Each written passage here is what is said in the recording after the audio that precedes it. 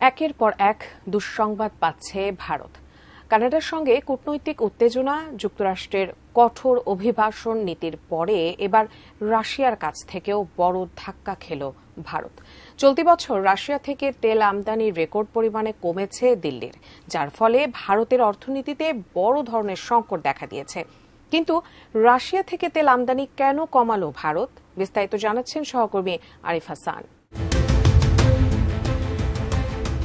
গত বছর শিখ নেতা হরদীপ সিং হত্যাকাণ্ড এবং মানবাধিকার লঙ্ঘনের একাধিক অভিযোগকে কেন্দ্র করে যুক্তরাষ্ট্র এবং কানাডার চাপের মুখে পড়ে ভারত। এই হত্যাকাণ্ডে ভারতের রাষ্ট্রীয় এজেন্টরা জড়িত বলে অভিযোগ করেন কানাডার প্রধানমন্ত্রী জাস্টিন ট্রুডো।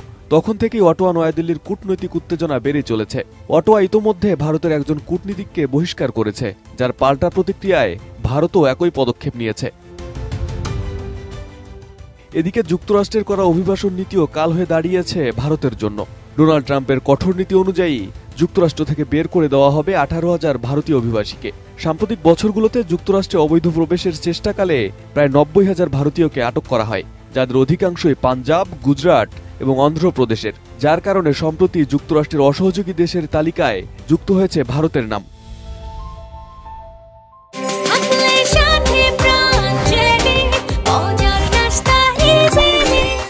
এসব বাদেও প্রতিবেশী দেশগুলোর সাথেও টানাপোড়েন বেড়েছে দিল্লির। এরই মাঝে নতুন করে রাশিয়া থেকে দুঃসংবাদ পেল ভারত। রাশিয়া থেকে ভারতের জ্বালানি তেল আমদানি চলতি বছরের নভেম্বরে রেকর্ড 55% কমে গেছে। ইউক্রেন যুদ্ধ শুরু হলে 2022 সালের জুনের পর এটি সর্বনিম্ন স্তরে পৌঁছেছে। এই রেকর্ড পরিমাণ হ্রাসের ফলে ভারতে দেখা দিয়েছে বড় ধরনের অর্থনৈতিক সংকট। গবেষণা প্রতিষ্ঠান centre for research on energy and clean air (CRA) এর প্রতিবেদন অনুযায়ী এখনও ভারতের সর্ববৃহৎ তেল সরবরাহকারী দেশ হচ্ছে Russia.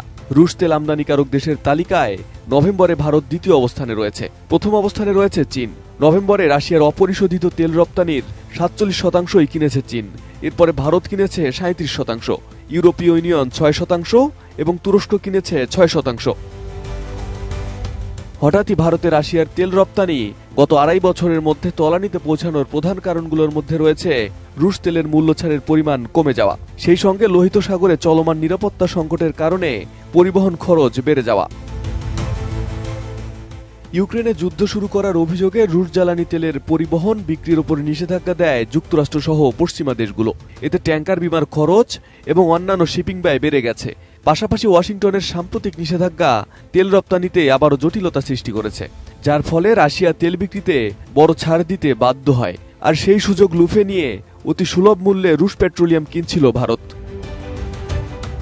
Arif Hasan, ATN news.